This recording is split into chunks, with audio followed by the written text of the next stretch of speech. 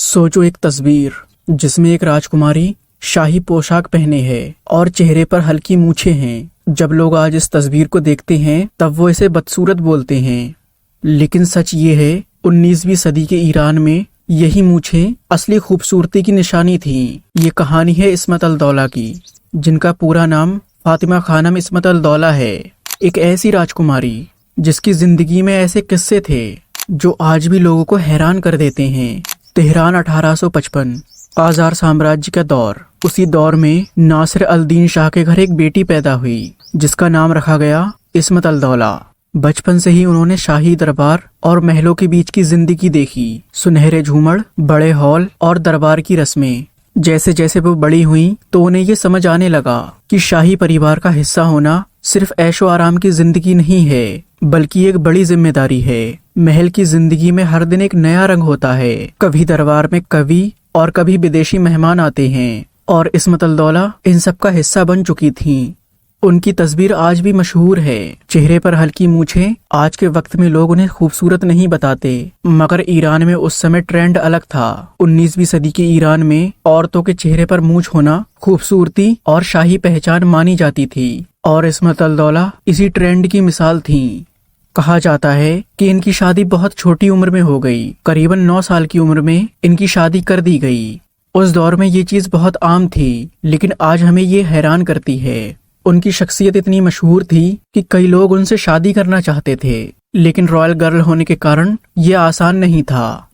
आजकल एक किस्सा बहुत ही मशहूर है कि लगभग 12 चाहने वालों ने रिजेक्शन के बाद एक्सट्रीम कदम उठाए, यहाँ तक कि कुछ लोगों ने आत्महत्या भी कर ली। और ये किस्सा और भी लोगों को हैरान करता है, और ये बताता है कि उस दौर में उनकी पावर क्या थी। इस्मत अल दौला दरबार की रस्मों से बिल्कुल अलग सोच रखती थी। कहा जाता है कि उन्होंने दरबार की कई रस्मों को बदलने की कोशिश भी की, ताकि उस वक्त की महिलाओं को और ज्यादा सम्मान मिले।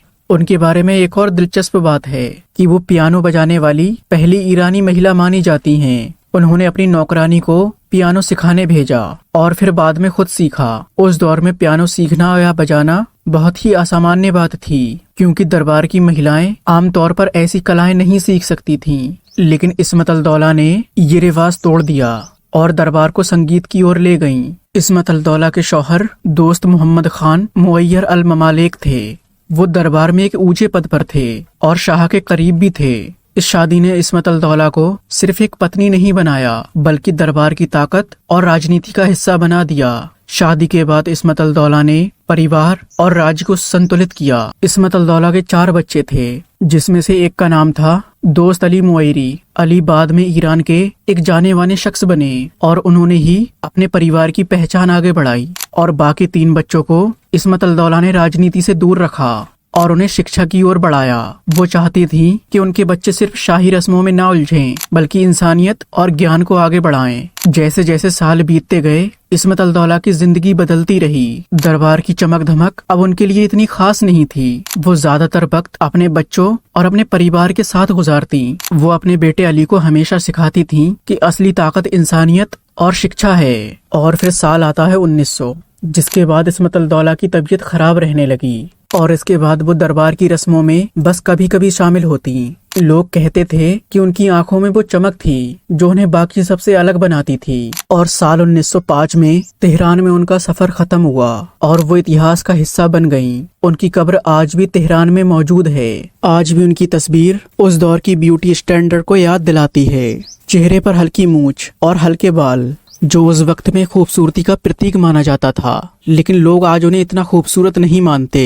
लेकिन दोस्तों, मैं एक बात आपको बताता चलूं कि ब्यूटी स्टैंडर्ड हमेशा बदलते रहते हैं। वो उस दौर की खूबसूरत महिला थी, ना कि इस दौर की। शायद आज हमारे लिए जो खूबसूरत हैं, आने वाली जनरेशन के लिए वो खूबसूरत ना रहें, क्योंकि वक्त के साथ ब्यूटी स्टैंडर्ड बदलते रहते हैं, और यही सच्चाई है। दोस्तों, उम्मीद है आपको ये वीडियो जरूर पसंद आई होगी।